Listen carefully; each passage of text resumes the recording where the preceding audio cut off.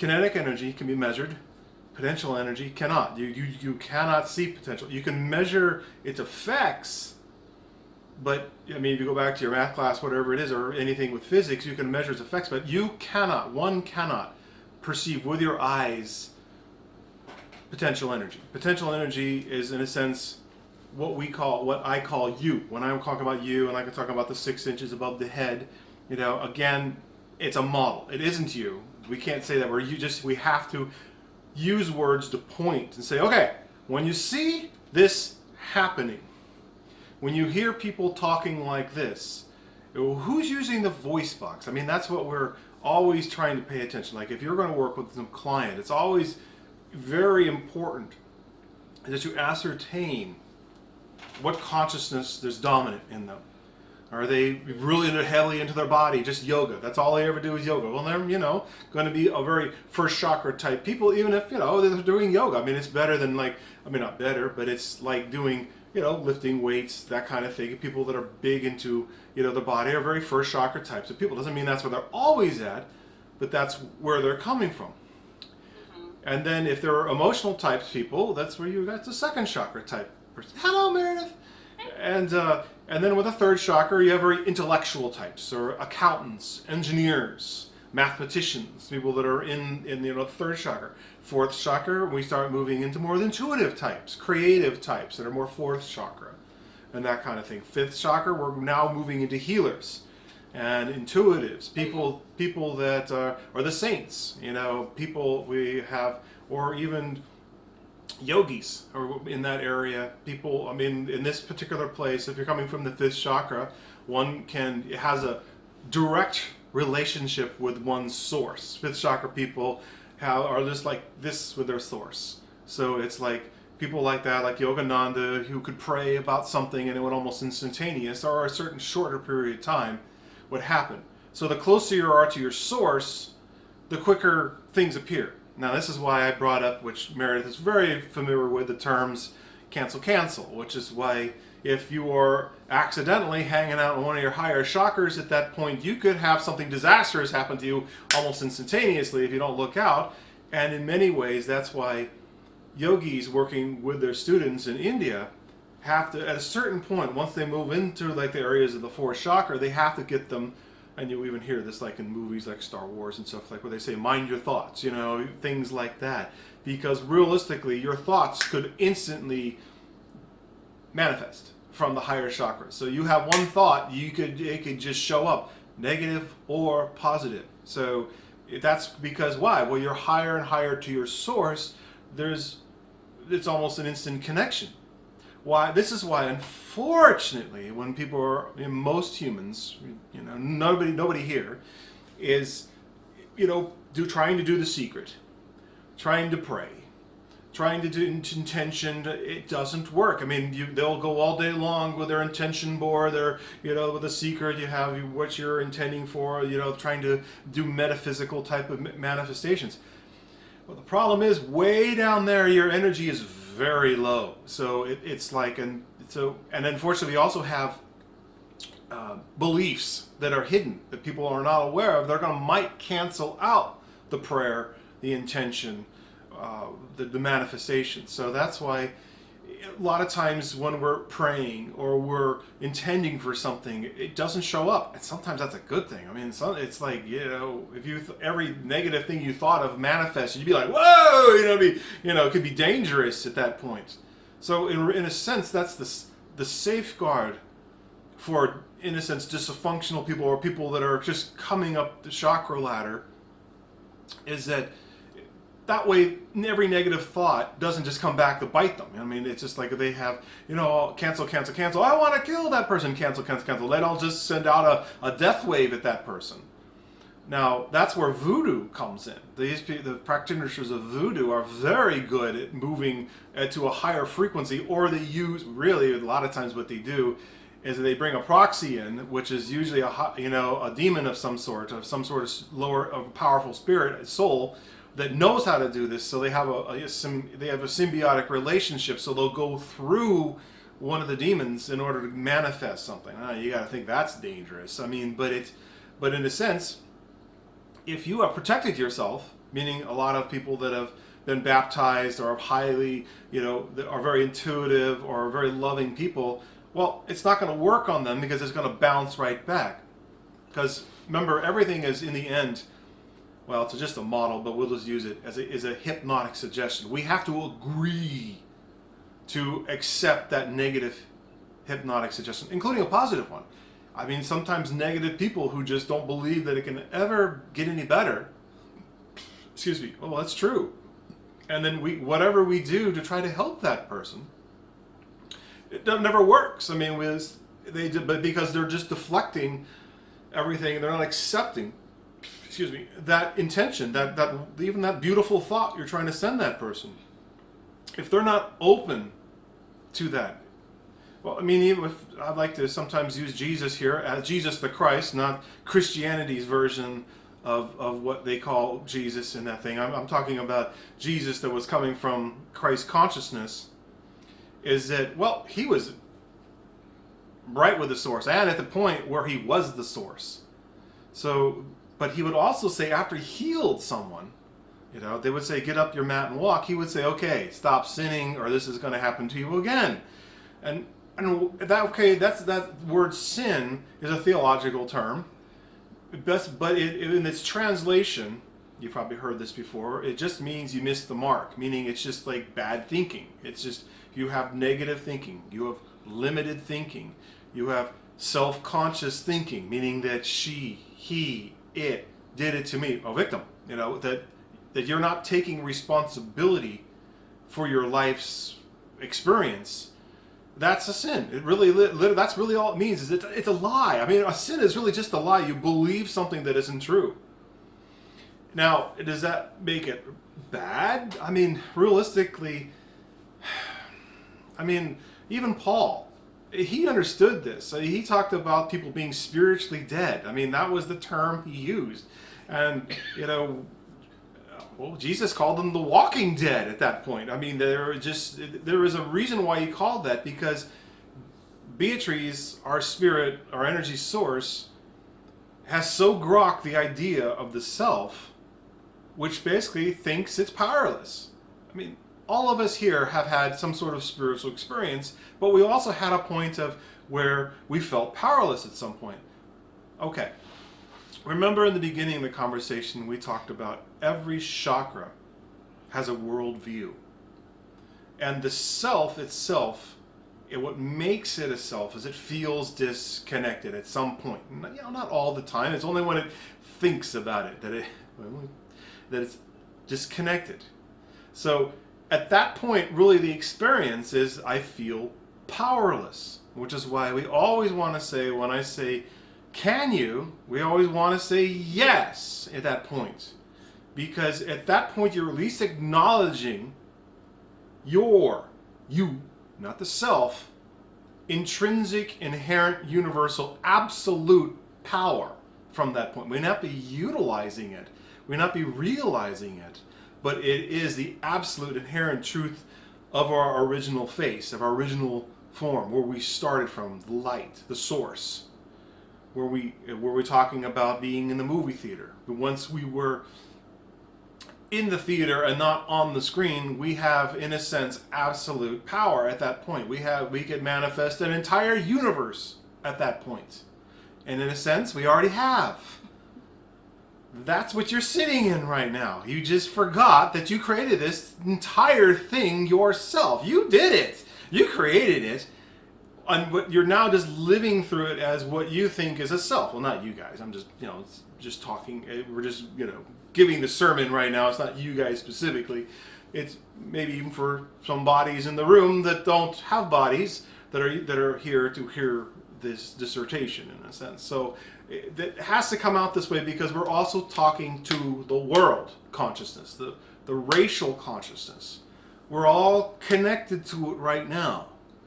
That the race itself thinks it's a self. It thinks that it needs to feed itself. It thinks it needs to get a job. It thinks it needs to put food on the table. That's the racial consciousness. Okay. The differences between self-consciousness and we'll just call it you consciousness right now, even though that's a misnomer, but we'll just say that pointing in the right direction.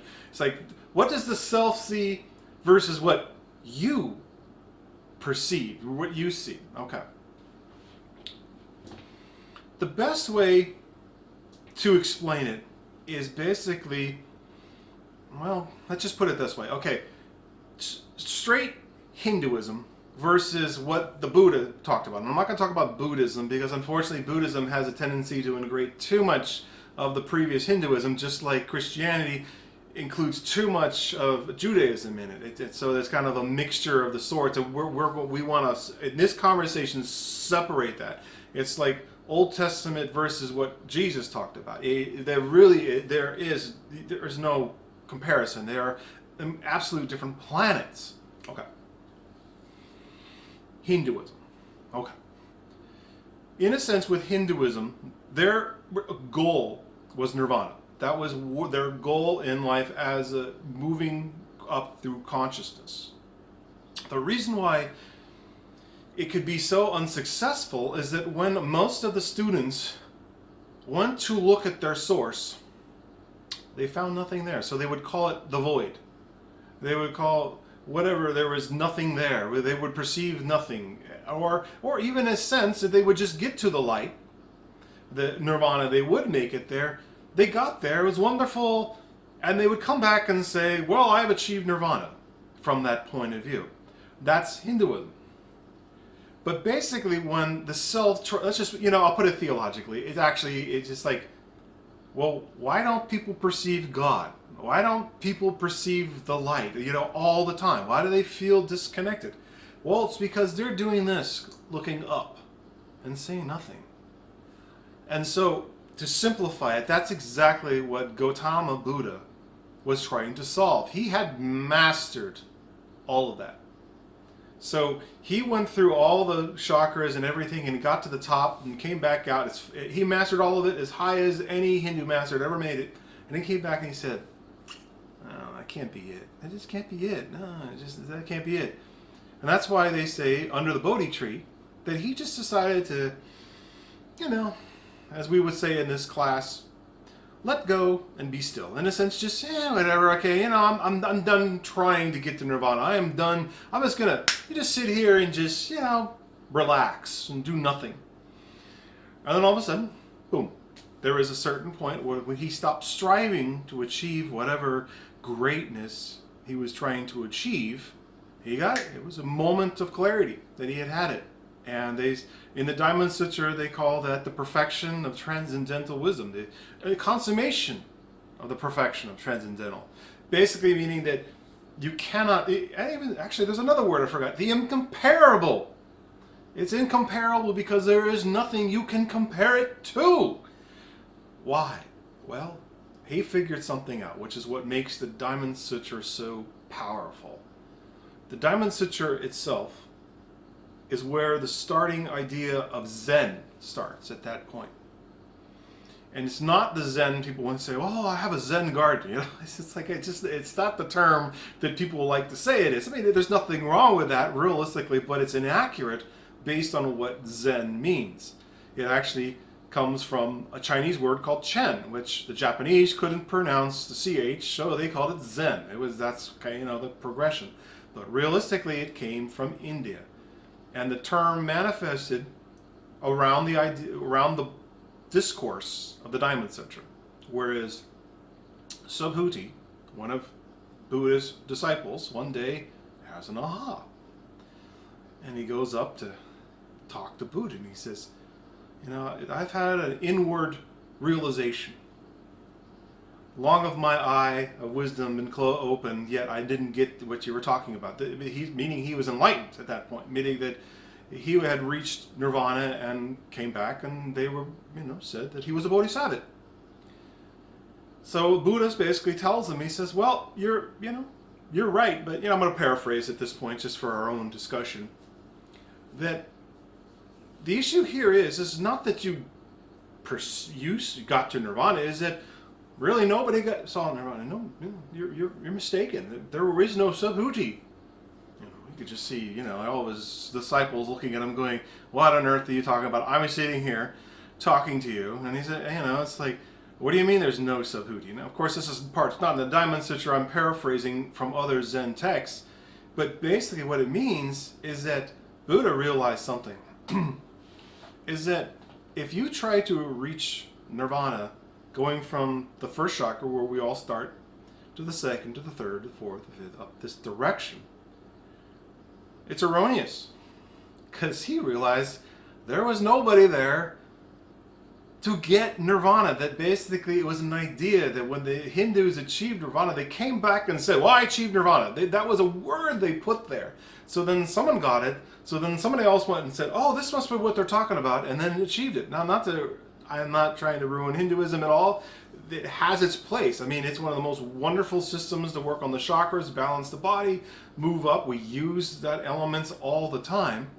But we're going to the post-grad class that Buddha said that realistically, the only way to perceive, if you want to use it that, which is we're going to have to use words to describe something that really shouldn't have words, is to come from what I was talking about before, the theater versus the screen. So if you start on the movie screen trying to wake up, you're not going to get very far. You'll get to, you can get to the light if you can pass through, parts of the self. But that's why we do what George came up with, the meditation, which we start off in beta frequencies right now, which is what the self is operating on, which is thinking, mental.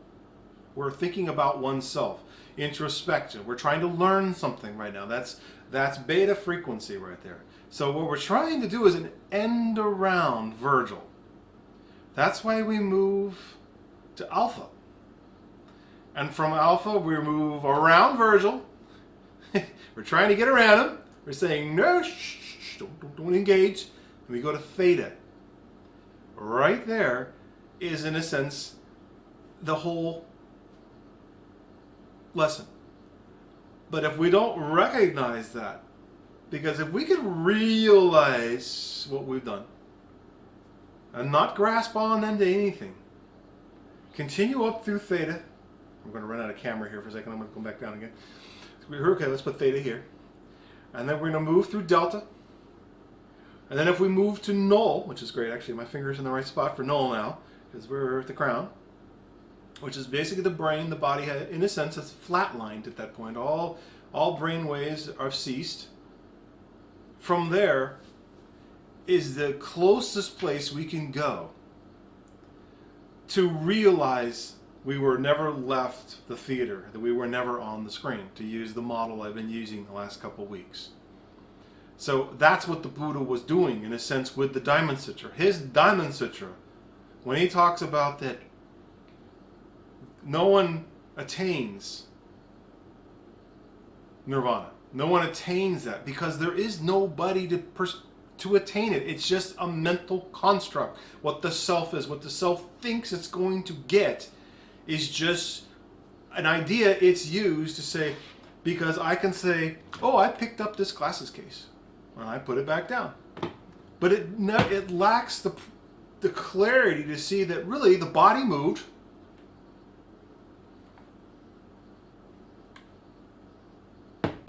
See right there, Chi moved that case. My brain did not move that case. Intention moved that case. There was, in a sense, during that time, there was no case. Yet something happened. Here came the case.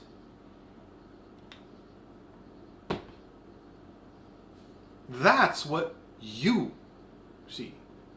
And in a sense, that's what little kids see too. They don't call that a case. I don't know. They're just, here it goes. It's like that. So that's why we say that Annabelle and Beatrice are like, they're sisters. They are of the same experience, that Annabelle does not perceive a self, nor does Beatrice.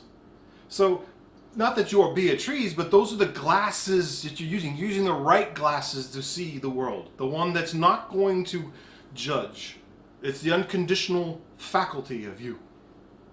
Now we're blending a couple models here right now just to make a point, because I don't want it to sound like you're losing something when you return to the theater, because it's to the brain, if we're not in the right frequency, it could sound like annihilation. It could sound like you're losing something. You're like, why on earth would I want to go there? I mean, there sounds like there's nothing there.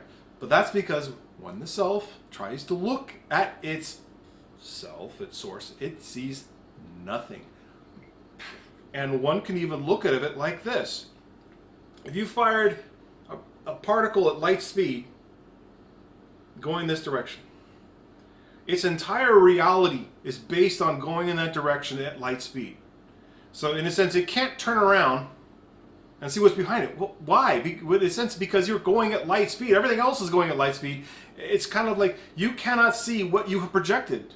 You can't see that. And of course, the model breaks down at some point because these are words, these are ideas. But it's just an analogy of saying that as you're moving in this direction, you can't see what's behind you. So in a sense, that's why you can't see your true you. That's why you can't find that. That's why we have to meditate. We have to do yoga. We have to slow the mind down. And it's not blanking the mind either.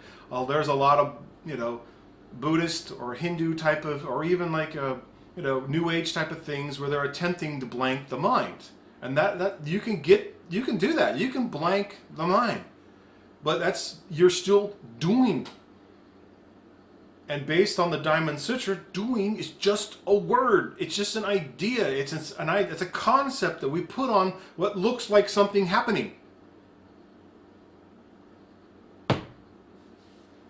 Now, this topic is the most important topic in what I teach. And this is what I teach, which is why, for me, probably so little people that show up. Because realistically, this is not self-help. I mean, we can do that. There's nothing wrong with improving yourself. We want to stretch it. We want to water it. We want to feed it well. We want to exercise it. We want to do those things for it. If you have a problem, we'll fix it. Move to the frequency where you can do it. But what I'm trying to show you here is the most paramount, apex point of spirituality, and in a sense, it really is the only one. I mean, realistically, it is you. No matter what you do, you could disagree with me right now. You could say, I don't know what he's talking about.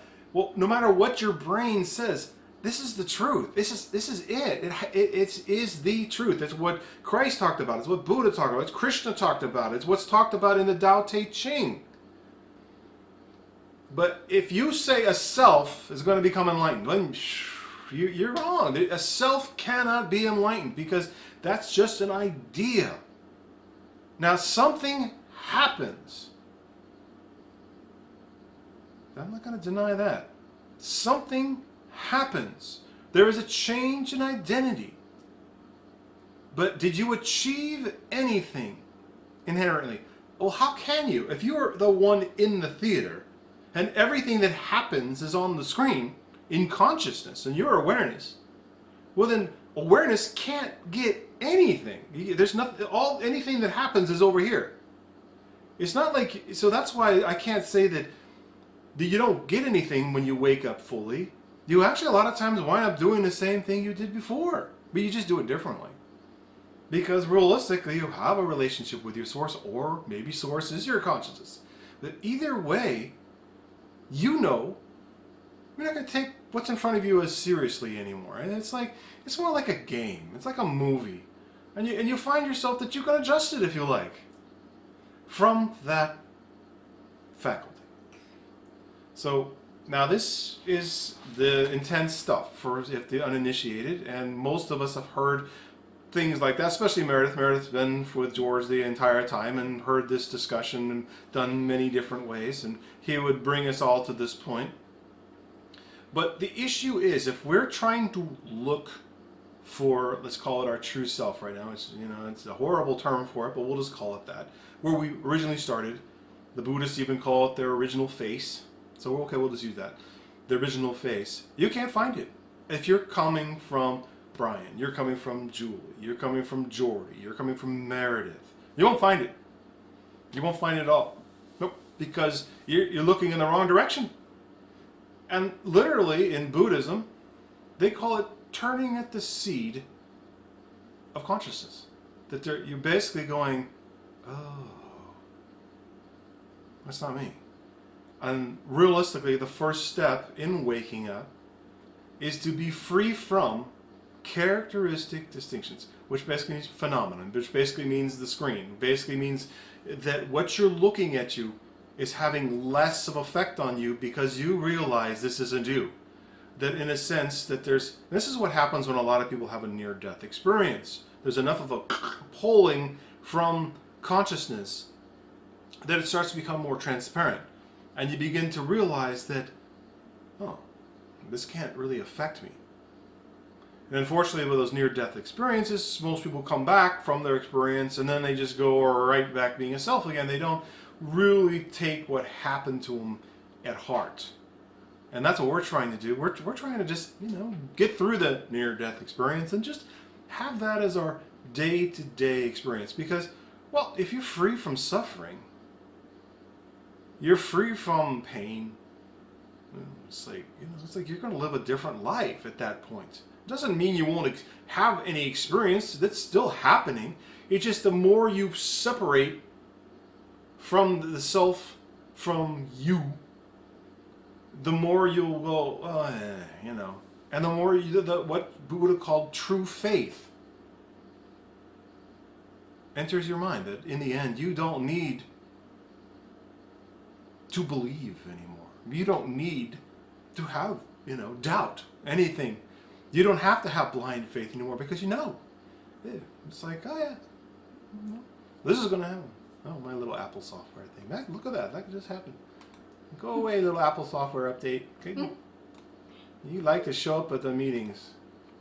It wants to figure it out. Go away. Well, what's with the computers tonight? Go away. Shh. Go away. Aquarius. That's right. That's right. There it goes. Yes, I want to close the program. Thank you. How many times does it say? Okay, go away. There it goes. All right. So, well, that's a perfect example of distractions. Basically, in the beginning of this entire discussion back, what was it, April, May, when we started this thing? And we talked about what gets between you and your peace. That was the beginning topic. And we can use that, we can bring this back. We're going to bring this back around because the peace of the Lord, as it's known, we're now going to use words to describe you, which is no way to describe it, but it's like pointing at you, that this is what you, in a sense, would experience as coming from the theater versus the consciousness, from the screen. Is that the peace of the Lord is eternal, never-ending, day-to-day. It cannot be taken away from you. It can't be added. You can't even add more peace. It is, from that perspective, it is delicious. It is, pure. Which, of course, if you took, if a Zen master was in front of me using these words, he'd whop me on the head. But we're going to use those things as a pointer to say, if we're not experiencing the peace of the Lord, well, then we must be in a different consciousness. We must have gone down a little bit. We must have gotten distracted by something in the world that's caught our attention.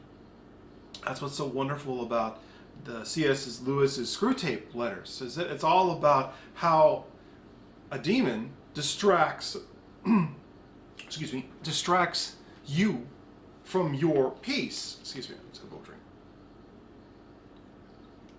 So, and he would talk about demons. But realistically, we have our own personal demon. It's our little proxy. It's unfortunately reinforced by the world. It's reinforced by social media, by the TV, by everybody else who is still kind of like the Matrix, still plugged in. Those that are still plugged in are going to look to reinforce selfhood with you if you talk to them. They're going to want to talk about, well, this happened to me. I did this. I achieved this. I am so great. Or I'm not so. So in a sense, but you want to, when you hear that kind of thing, almost just go blah, blah, blah, blah, blah, blah, blah, blah, blah, blah, blah in your head. Because they're trying to hypnotize you to believe at that point you're a self. And, even when you're talking, even when you go blah blah blah blah blah to yourself, there is an interesting kind of consciousness shift in your brain at that point, because the brain is trying to say, what am I replicating? What objects am I creating? Which forms am I creating right now? And you're denying it that moment, and it's going to get mad at you. Yourself, your brain, is going to get mad at you, and it's going to try to thwart your progress, unfortunately. Now, eventually, it gets trained. That's why we do lots of meditation. That's why we have to eat alkalizing foods, or at least try even the ketone diet does the same thing. So it just depends on what's your disposition, what works for you. But we want to strengthen that frontal lobe, because that frontal lobe is going to tell all the other lobes back there, which are all our primal lobes, where this created the self. It's basically going to say no. It's basically say that I'm the dominant, I'm top dog here, and we're just going to only stay in theta waves. Which again was just something we talked about in one of the first couple meetings. Is that realistically, the bodhisattva, the body, the consciousness, we need to try to train it to constantly just stay in theta, and hopefully even in delta, but theta is probably the most practical. And again, that has nothing to do with you. Nothing to do with you. Whether you achieve nirvana, where you hang out in delta, which is basically nirvana, or you go to theta, it has nothing to do with right here, right now. You, not the body, not the self, is free. It's pure. You cannot touch it, you can't burn it, you can't try to connive with it. So, but we have a body. So right now we have moved to the point where all of us right now are at higher frequencies. So there's really no reason to talk about the self. We're all just feeling good right now. We're all feeling, kind of expansive. We're all just feeling blissful. And when you have that frequency going on, well, you can go, oh, okay, it's like glasses. Glasses are wonderful, or sunglasses. You put sunglasses on, you see something else. You see, it's just glasses. So each consciousness is like, you have glasses. This is what you're going to see in the world.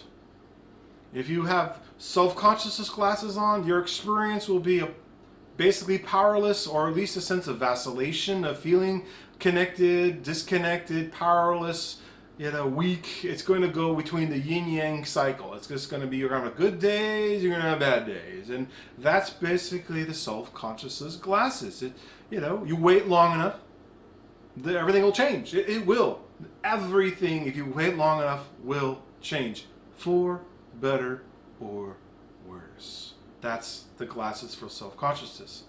As you move up, you start having a better connection with your source. Now we're talking about the bodhisattva right now, the consciousness, your glasses.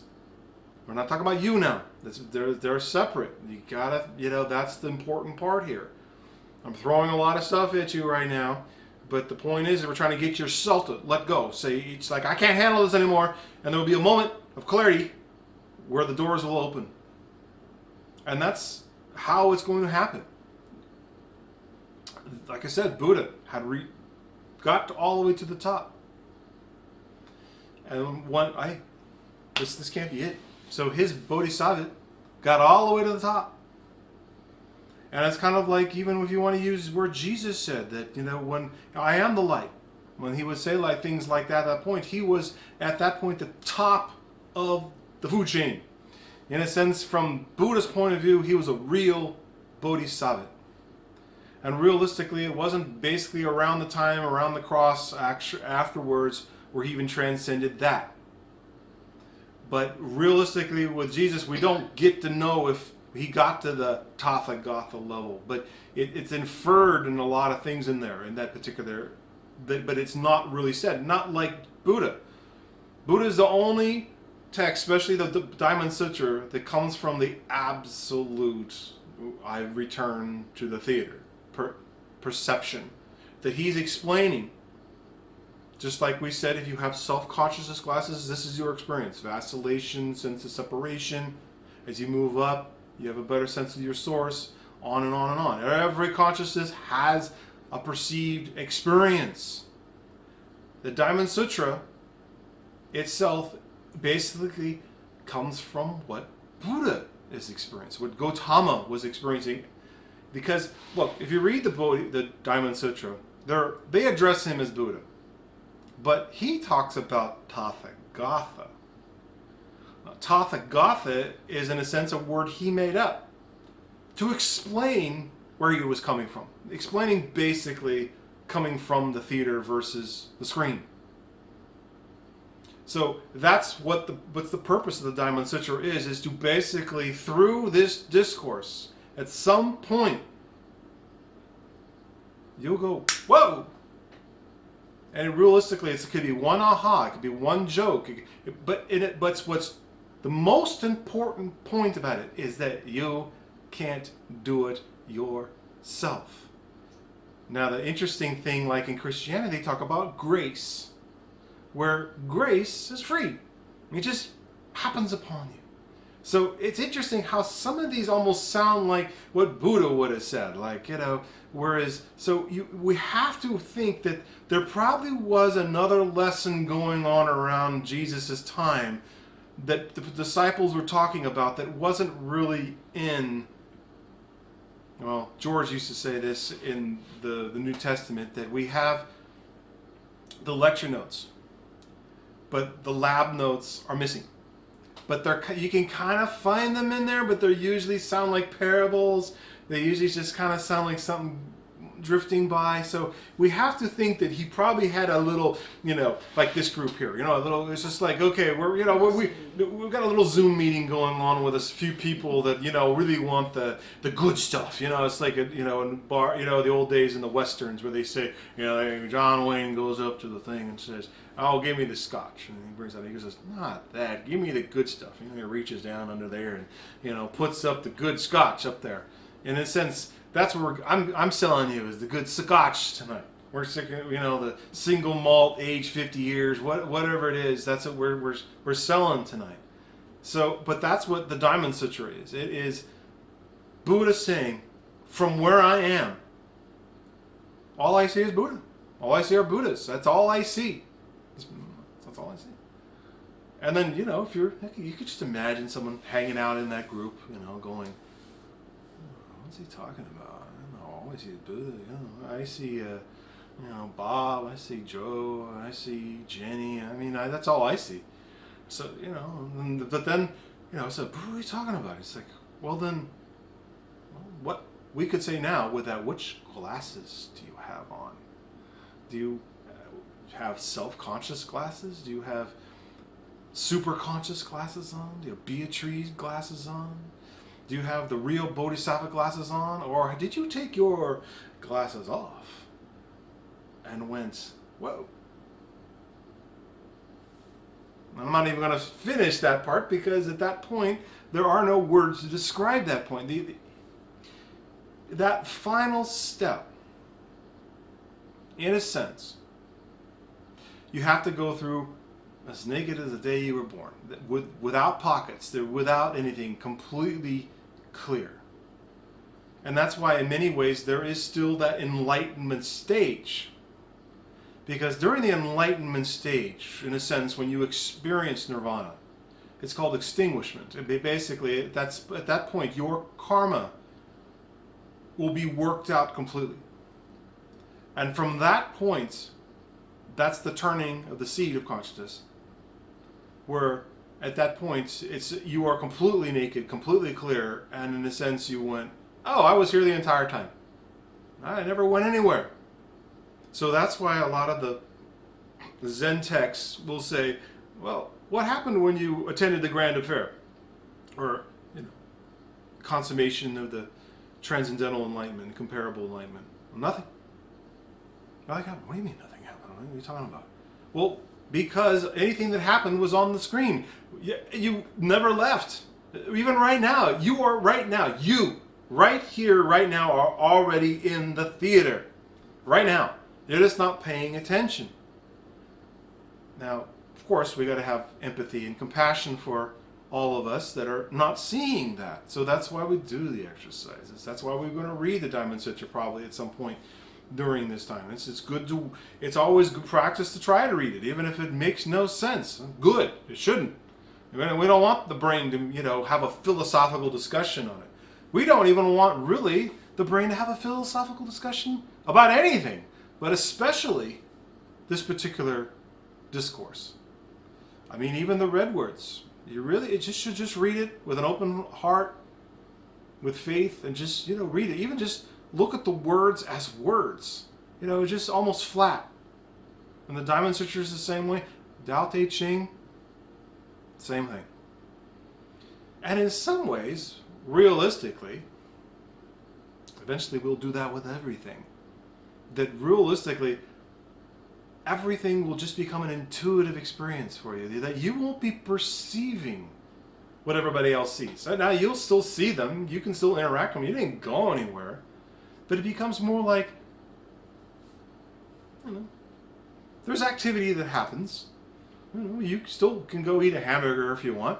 It's not going to phase you. Your body might have to digest it, but to you, it doesn't affect you at all. So it's just a completely different experience. And the Taoists, I believe, or maybe that's a move through the Zen Buddhists. Either way, the term comes from China, if I recall, is that you perceive the suchness of things, of how they really are. The Zen Buddhists also talk about that if you are in the world and you perceive the world as real, it's an illusion. But as you wake up, you begin to realize it's more illusory. That you perceive it as it really is. You didn't destroy anything. You just get to see where something truly started. You don't just see the person in front of you. You see their entire history. And even now, you guys probably do that already. Someone probably walk up to you and you feel like you could probably read them like what the old saying was last week's Sears catalog. I mean, it's like, realistically, if you can read someone that clearly, well, you're coming from a higher frequency. My computer keeps talking to me. I don't know what's going on here. Coming a higher frequency than my computer here right now, that's for sure. So it's kind of like, as you move up, you just see more. You're not losing anything. You don't lose really the self either. You just lose its dominance on you. You just have a self that, okay, we can call that a self with quotes. We have something that's looking like it's gaining something. We have something that's looking like it's losing something. But it's not you. But you have one that's acting like that. And that's why we're, trying to train it to say, well, we want to say that, we want the body to say, when you see me, you see source. We want it to say that because eventually we want to have it experience the kingdom of heaven. We want it to experience that. It's our gift. It's our gift to the world. It is what we need to experience the world, to experience other people. So, and eventually, you're going to have like 1 foot in a theater and 1 foot on the screen. So in a sense, there's a slight teeter-totter effect between the two of them. And that'll be what we call the real Bodhisattva, which is what Buddha talked about all the time. And in a sense, if that gets even more mastered, then we can say Tathagata from that point of view. But realistically, the most practical instrument to experience the world is coming from the real Bodhisattva. And in the Diamond Sutra, Buddha said, the real Bodhisattva does not cherish. Now, we know what cherish means. Think of something that we feel like we can't live without. And that's cherishing. So in a sense, our whole job for our body, for ourself, is letting go and being still. So those are basically the two main jobs we got to get our dog to do. Is let go of things we cherish. Doesn't mean we're destroying them. We just need to let go of the charge, the glue that we feel like we can't live without this. The self glasses that we feel like that this is our source right here. I mean, that's realistically why in the Ten Commandments that we do not put a God before God. And in a sense, humans do it all the time. I mean, even like, it's like, think of an atheist. It's like, they don't believe in God. Well, they do believe in something. They're guaranteed that They didn't wake up in the morning and create the sun and the universe. So in a sense, they do have a God. They just don't call it what the religious calls it. They have some sort of source.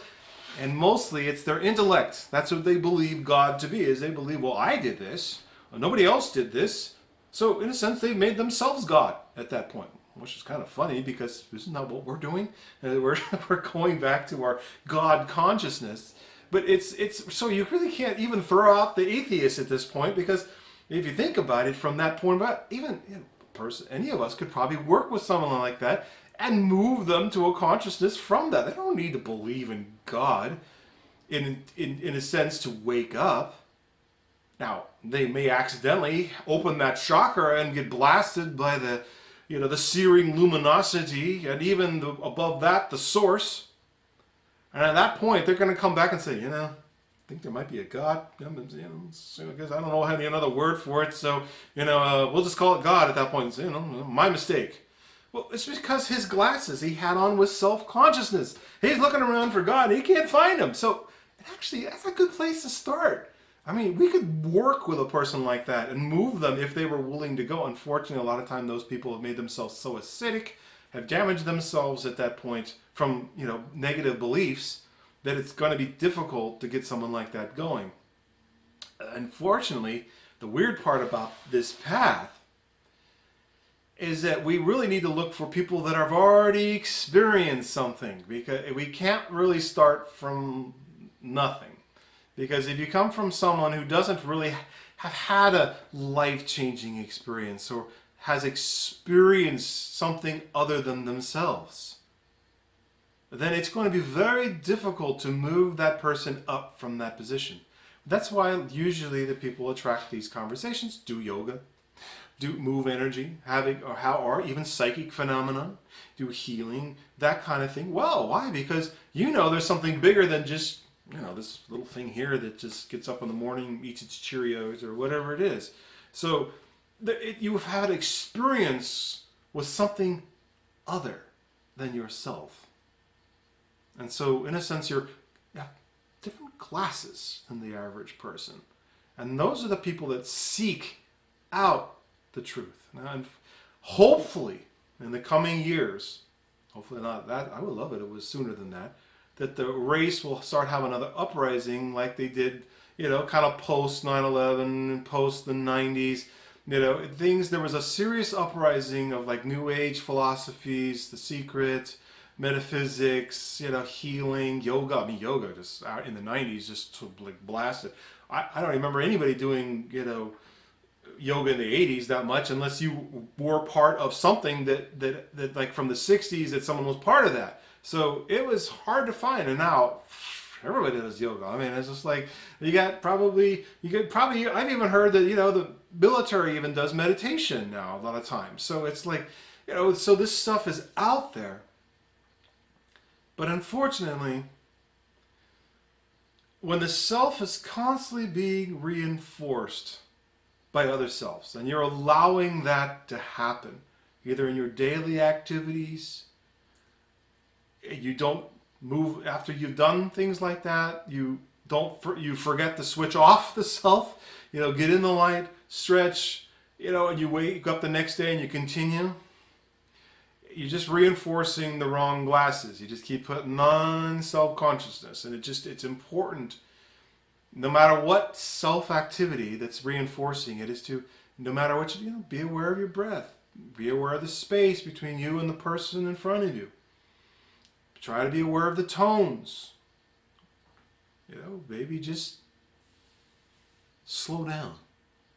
A lot of times if we just slow down our speech in front of the person in front of them, they'll either look at you like you're nuts and walk away, or they'll just kind of start pacing with you as you go up. If you can move your awareness and the person in front of you is aware of that, you may even be able to pace them in front of you just gently. I remember Julie doing that to one of her doctors once who she was working for, where she would literally move her awareness up in front of the person, and they would either just get up and walk away, or they would kind of calm down and say, what were we talking about? Do we have any problems? So she used to even pace the poor doctors, because she was an administrator and they were running this practice.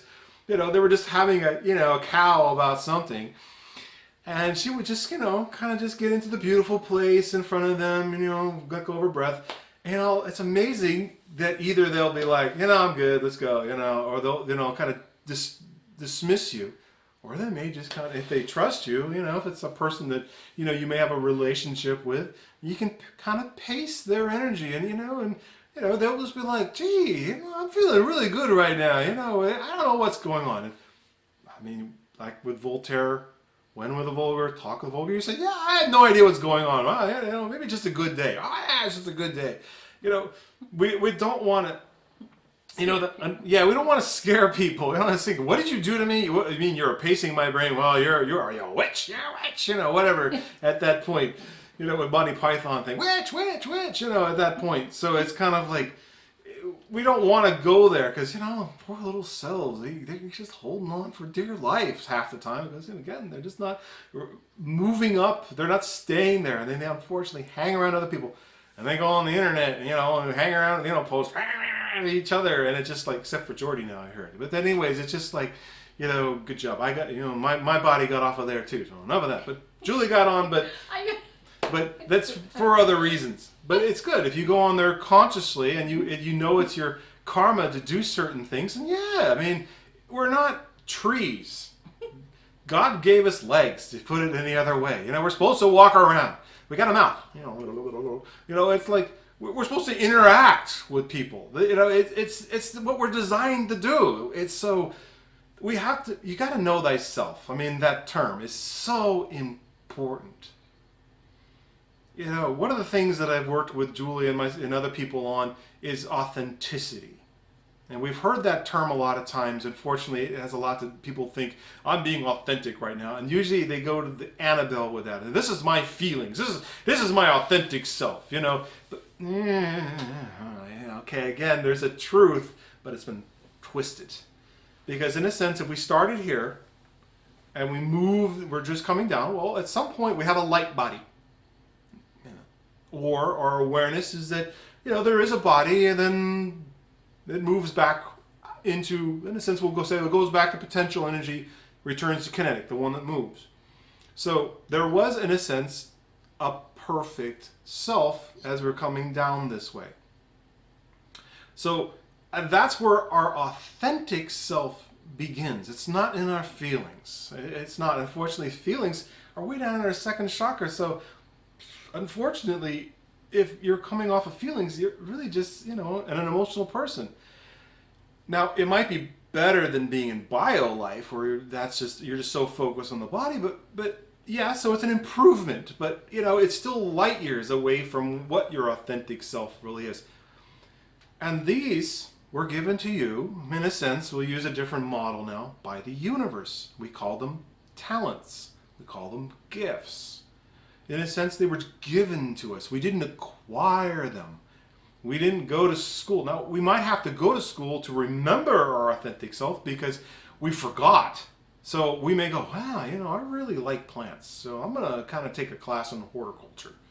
So, but then you suddenly realize, like, wow, I don't even need the class. When I look at a plant, I know what it wants. And there are people like that. They don't have never took a class on horticulture, but they walk over to the plant and go, they may even start singing to it. They may place, or they put it in a different place. And someone else go, no, that plant needs more sun. What are you doing putting it over there? And you're like, no, I think this it's almost like you're talking to the plant. Well, the plant wants to be over here. That's where it wants to be. And all of a sudden, it blows up, and you could just see this, other person come back and go, that doesn't make any sense. But in a sense, that person is intuitive because it's their authentic self. They're not trying to make the plant grow up. They just know. Because it's natural to them to know that that's what the plant needs. And again, for Jordy, who's a mother, you probably have a sense of what your child needs. Is a son? So you have a son? Is that what I remember? Yeah. What your son needs. So you may just have a no. He needs, needs vitamin C. So let's get him some vitamin C. So it comes from that because you're authentic to your son because you had your part of you is in him and you were so close to each other that you're going to know authentically what he needs. And that's important. Unfortunately, most mothers at some point forget that. They get distracted by the world, they get another child, then they have another one, and now they have a family, and they're just trying to keep up with the Joneses. And a lot of times that's where, why, kids act out or they move on and they don't like their parents, is because their mothers especially, fathers have a different job, but mothers especially have lost that authentic relationship with their child's authentic self. In a sense, it's like, if you could just, in a sense, you'd be like, if the kid's acting out, you could probably just come over and just, if you get to a certain, like Julie did with her doctor, just kind of get into, theta waves and, breathing and just sit there, and, the child may just go, whatever. I'm not talking about it right now. Whatever it is at that point. Because if you two are in tune, that relationship is going to continue.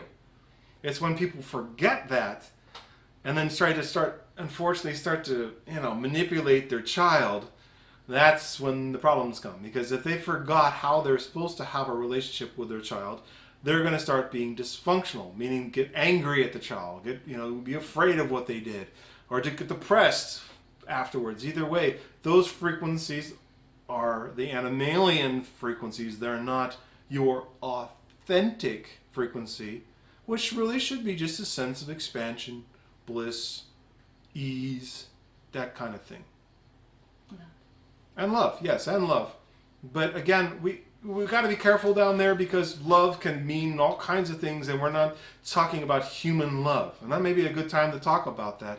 That our love is closer to the Sanskrit term Ananda at that point, which really is a mixture of bliss and love and peace. It's kind of a blending.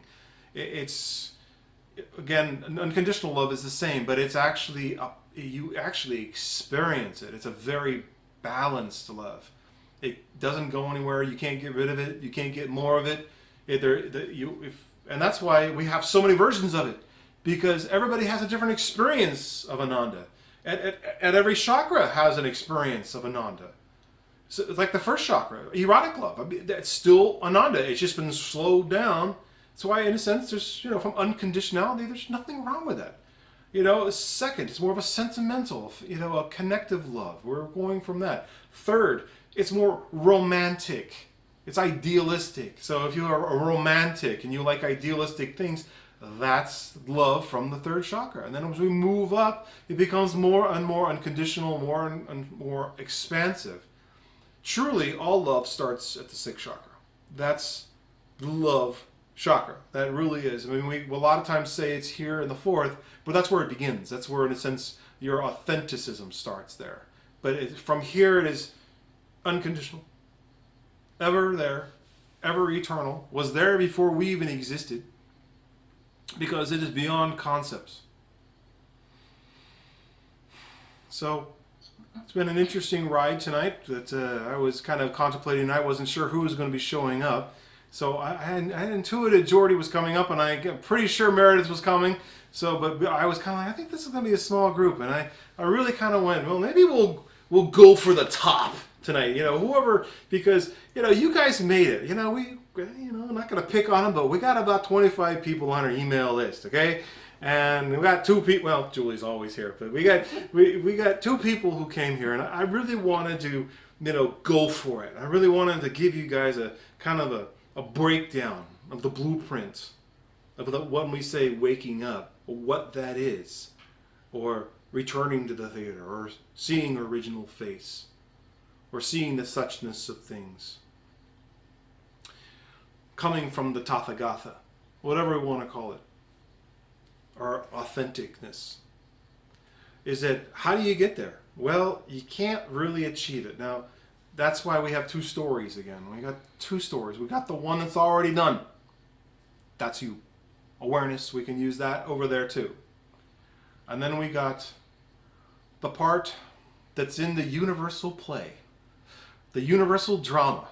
That's like the best version of explaining it is like in the Bible, where, we fell from grace. And this, again, this is consciousness. This is not you. This is your glasses. Fell from grace. And then we're retracing our steps back up. That's why it really isn't evolution. We're actually fell. We're actually remembering as we move up. And the crazy part is that if you weren't already free right here, right now, if you weren't already, in a sense, spirit, whatever term you want to use, you wouldn't be looking for it. You would not even know it existed. Because your brain can't see something unless it's already seen it. In a sense, it's already there. It's just playing a little trick on you. In a sense, it's connected to the Akashic record, which every experience is in. And it's just it's playing a little game. It just gets like a little needle on the record and just kind of grooving through, I like that, grooving through the universe. Yeah, we're grooving through the universe. And it's playing a little game that it doesn't know what's coming up. It's going to act like, whoo, hey, look, wow, I didn't know I was going to get that in the mail. And it's playing a game on you. That is. And that's what we're trying to teach it to stop doing. And at that point, you can choose your experience from once you get it to stop doing that. Or you can just sit back and enjoy the ride, which is what a lot of people do after they wake up. Is that they just sit back and enjoy the ride because it's perfect. It was made perfect originally. We just got in the way. The universe will balance itself. It will take care of you. In Christianity, they call it the Holy Spirit. That it's not holy that it's a shrine. It's holy because it's whole. It's not two. It's everything is in there. It's self-contained.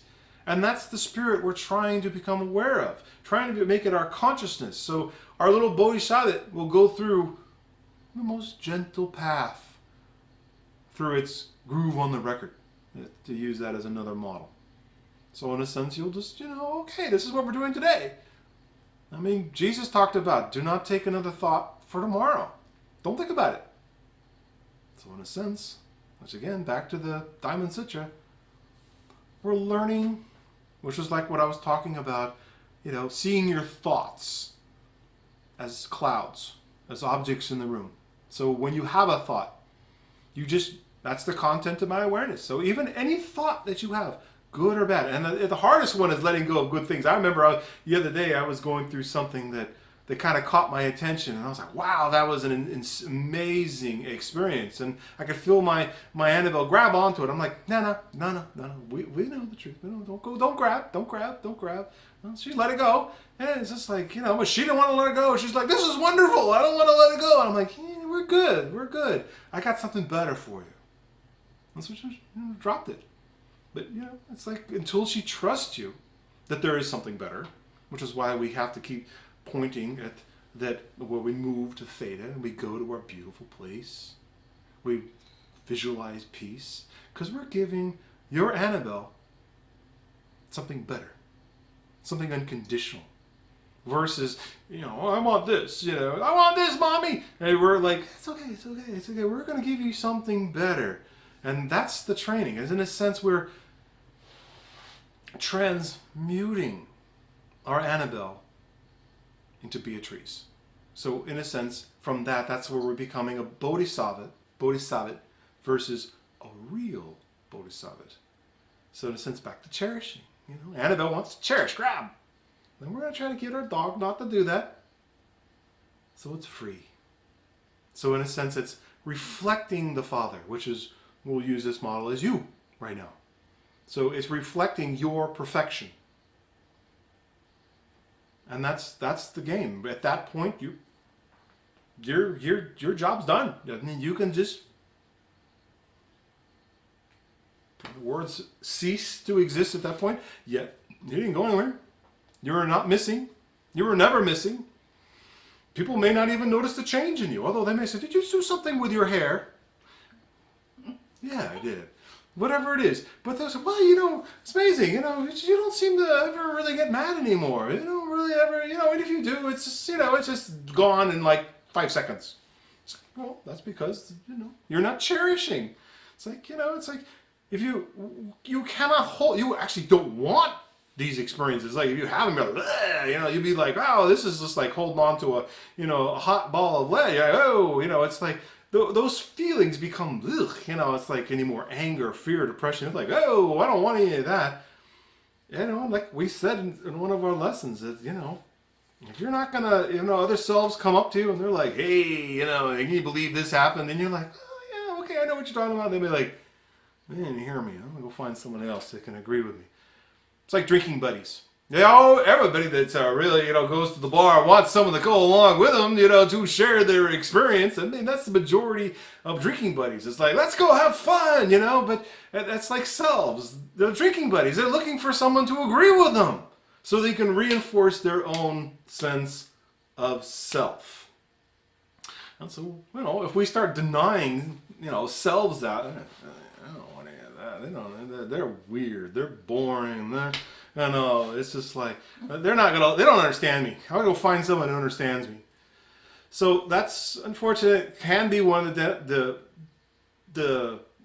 drawbacks of waking up. That can happen. Yet, one with the vulgar, if you can stay imperturbable to them, you can hang out with them and agree with them for a while and then pace them a little bit, and maybe you can help them let go of it as you're sitting there pacing them. So, as we wake up, we see more. We can have, in a sense, more control over ourselves. So it's not going to react to the person in front of them.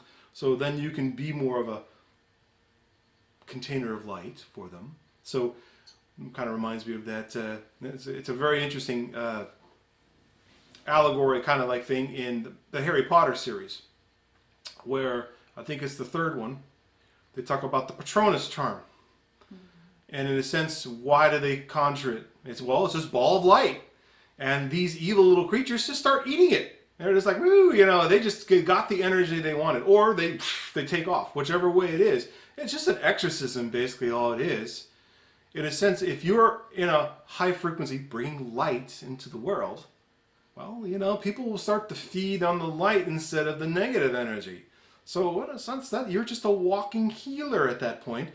But then, unfortunately, those little dark little creatures, like in Harry Potter, a lot of times they'll just run off.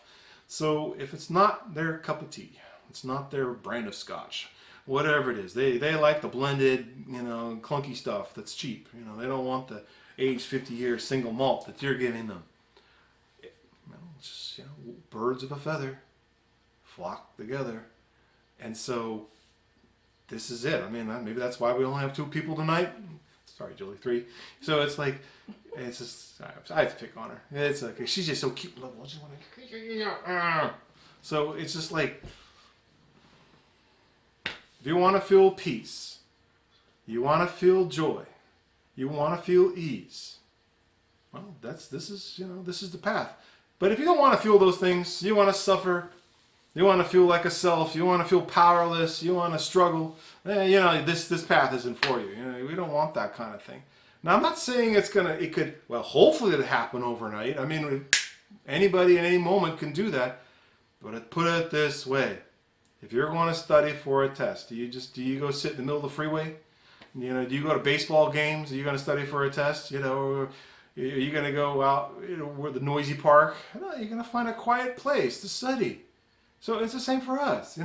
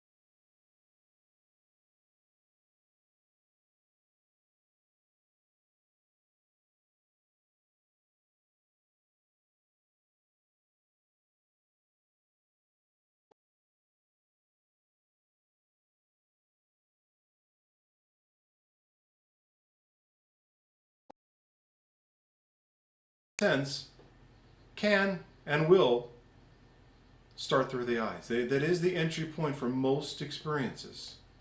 This is why iridology can work on people, because where the blood vessels get clogged in the eyes, they're actually, those particular cells are connected to all of your organs in the body. So we're going to close our eyes. We're going to rest our eyes. We're going to relax the muscles around our eyes. We're just going to relax, relax, relax. Let all tension, worry, thinking just fade away. We don't need that right now. We want to feel good. We want to feel pure. So let's move our awareness. We're going to move our awareness. Remember, we're using awareness right now like a model, like a mirror of that's our model, that it doesn't judge. It doesn't cherish. In a sense, it's you. The closest thing we can get to calling you, which again, it's not accurate. I use awareness as a model. But it is the source of all life.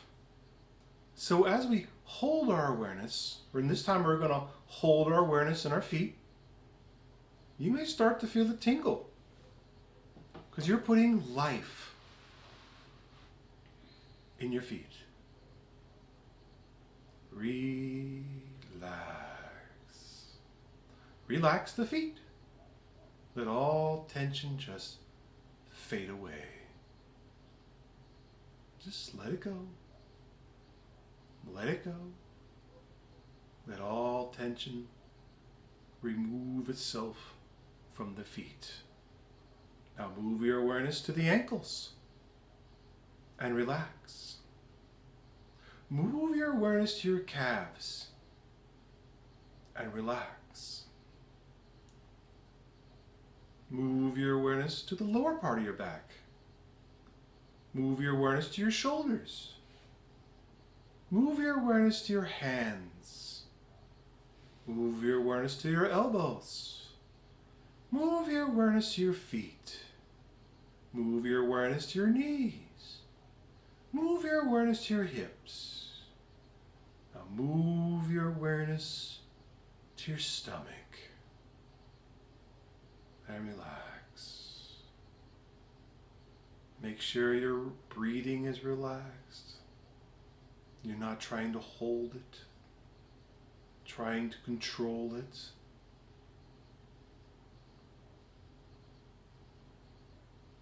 Just let it be.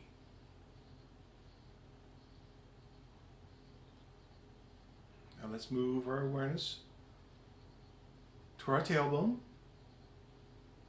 the coccyx. Move your awareness up the spinal column to a point opposite the belly button, but leaving your awareness on the spinal column. Move your awareness up the spinal column to a point opposite the solar plexus. Leave your awareness there for a moment.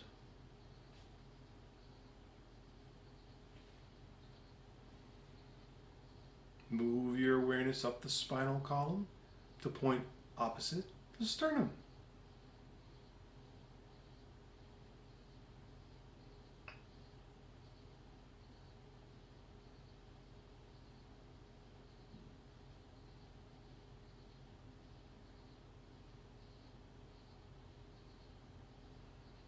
Move your awareness up the spinal column to a point opposite the throat.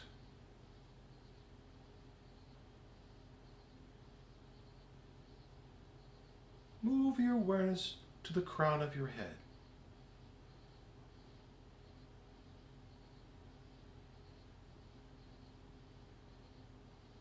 Now let's visualize our beautiful place, because most people are there already in theta waves. We've been generating them a while tonight, so I think we're ready to go there. So just visualize your beautiful place.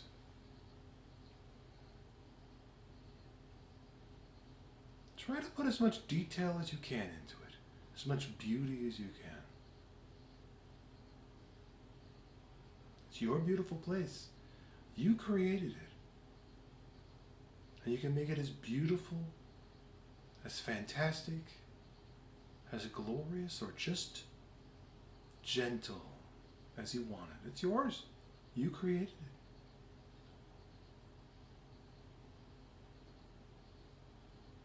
And as you're walking around your beautiful place, or just sitting, whatever you're doing, you become aware of Jesus the Christ there. He's just about.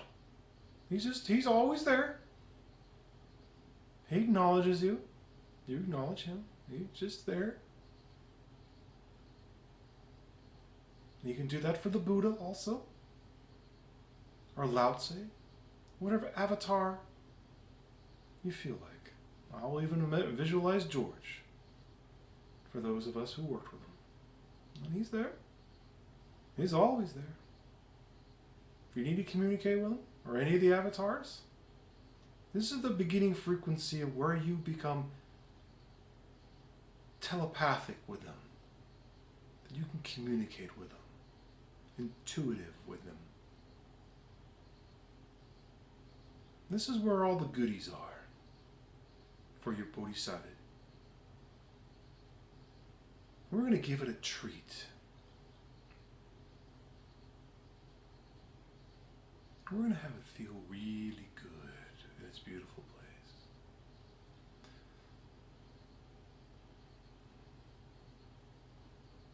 So at some point, just make yourself comfortable in your beautiful place. And I want you to become in touch with the peace. It's as if all the sound was sucked out completely.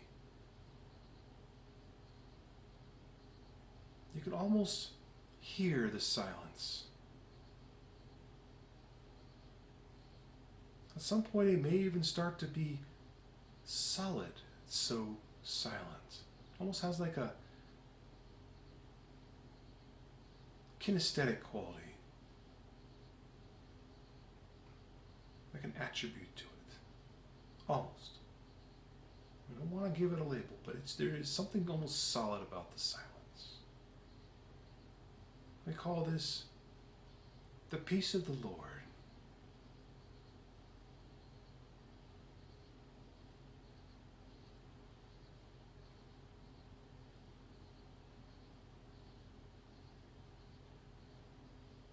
So let's move our awareness to our heart. So you pick up our heart beating, just like a drum or a pulse. And move your awareness to your forehead. And at some point, you'll have an experience of luminosity. The tones, which are known as Om.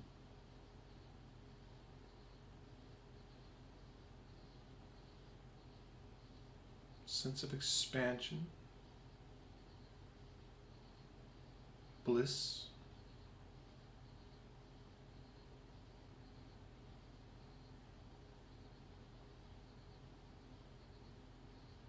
And even if you get to the point of nirvana from this perspective, where it's this searing luminosity, infinite light,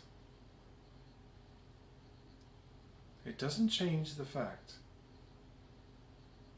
that you are free right here, right now. This is the other story. This is your kinetic self versus potential. Consciousness versus awareness. Because you were aware of the light. Aware of the tones.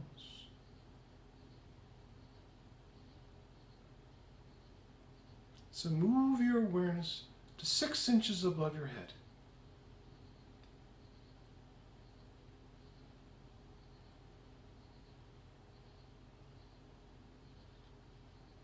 And now I'd like you to do a visualization exercise for me.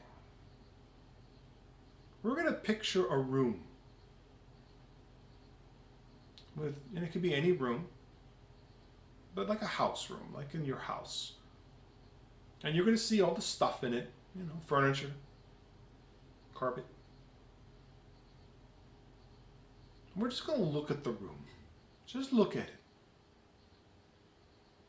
Be aware of it. Be aware of what's in the room. And now, we're going to take this magical vacuum and we're going to suck all the furniture out of the room. So it's absolutely empty. Nothing in it. Carpet, nothing. Everything's gone. Just the walls, the carpet floor.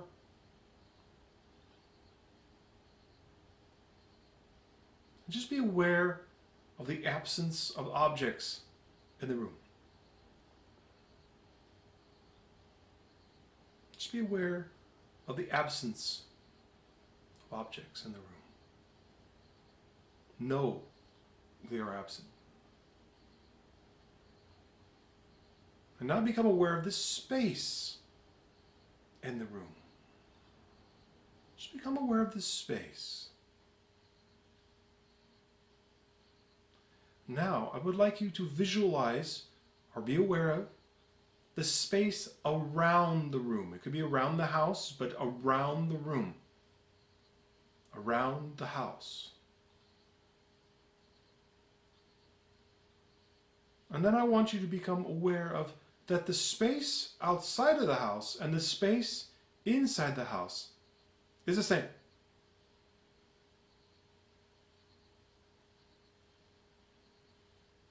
But there is a third space. But before we go back, let's go back and look at the first two. The space in the room and the space outside of the room. Even though, yes, they are the same, they are different. Because one contains the other. So I want you to think about that the space outside of the room contains the space inside of the room, but not the other way around. But now the third space. The third space permeates the first and second space. It permeates it. But it contains the second and first space. But remember this, the first two spaces do not bother the third space. The third space is imperturbed and the first and second space cannot see the third space in a sense. Yet we're going to visualize a third space.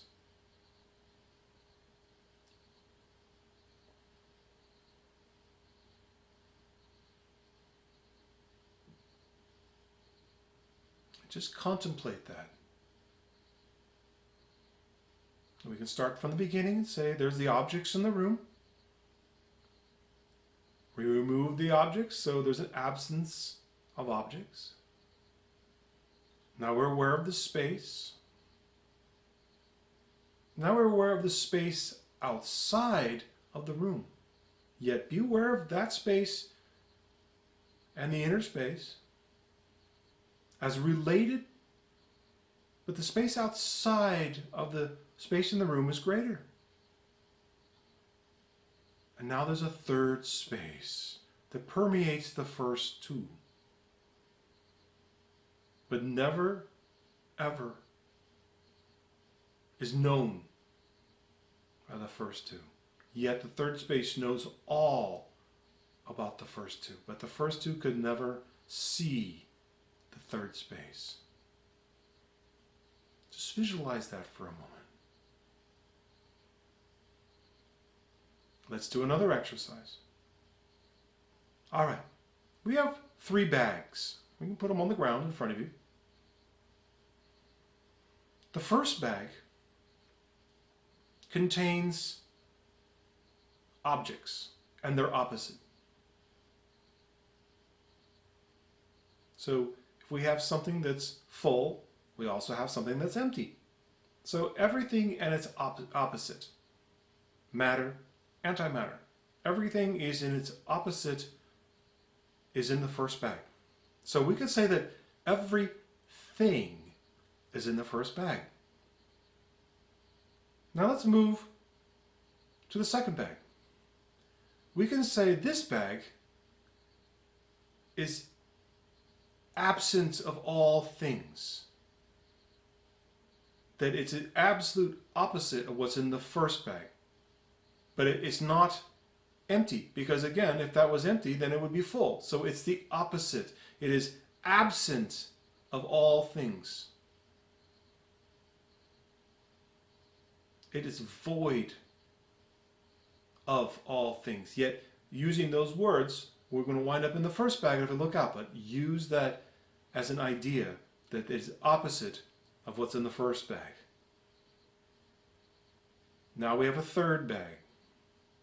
And as the absolute absence of what is in the second bag and the first bag.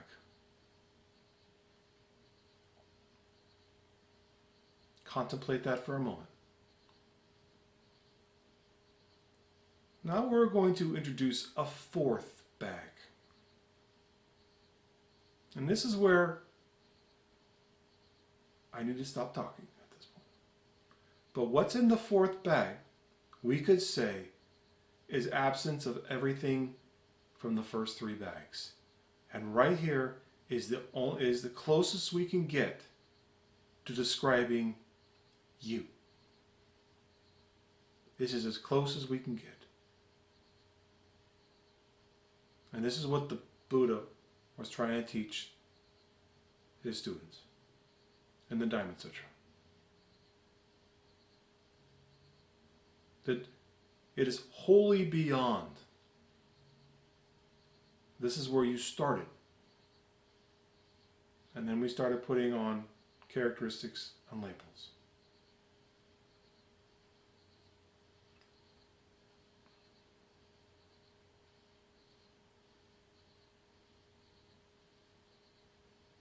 Now move your awareness back to your sixth chakra. And just leave it there for a moment. Move it back to your forehead. And inside your head, I want you to repeat, just silently in your head, while you have awareness on your forehead, the content of my awareness is not me. The content of my awareness is not me. The content of my awareness is not me. The content of my awareness is not me. I would like you to visualize an infinite field of heavenly white light. The Nirvana experience. Beautiful, infinite, perfect love. Never ending. And now let go of that.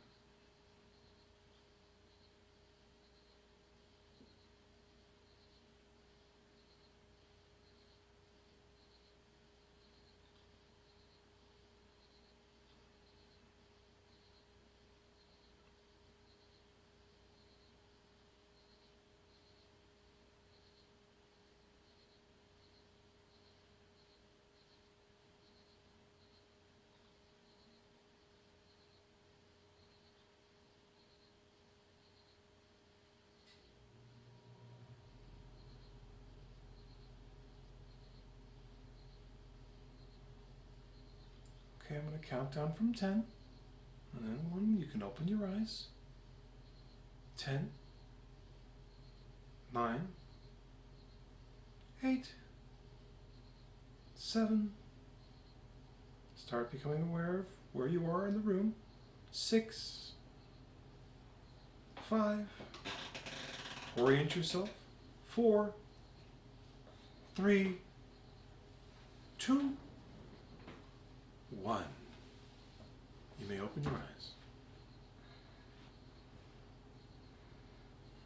Good stuff. So this is the juicy stuff. This is, in a sense, you can go no higher, if one wants to call it anything at that point. So this is the roadmap, in a sense, back to where you started. And at that point, the words start to fall apart. That's why we have to bypass Virgil. And that's the one mistake, and if we can say in spirituality, is that is engaged Virgil too much. That they, in a sense, think they're achieving something. And is there anything wrong with what they're doing? No, there isn't anything. But at some point, we have to let go of it. Now, in this lifetime, the next, whatever it is, this is the final step. Well, why? It's where we started. So, yes, we have to act like we're achieving something. Yes, we all have to do this in the beginning. We even have to get our little self to act like it's getting something good, because we want to give it a treat and help it out along the way. So, unless there are any questions, then we'll end the discussion right now, and we'll have another class on Sunday if you guys like to show up and get into bliss and all those yummy goody things that we do here. And so appreciate you guys coming. It was a joy for me, and Good group. you guys are good stuff. So appreciate you, really do. Amazing. Much love. So you guys have a wonderful evening. Thank you, Brian and Julie. Oh, you're welcome. You're most welcome, It's great Meredith. to see you guys. It's great. So Great energy. so many questions, and you guys have a great evening, great weekend, and we'll see you maybe on Sunday if you'd like to do a little more work. All right. Bye, guys. See you Love guys. ya. Much love. Take care.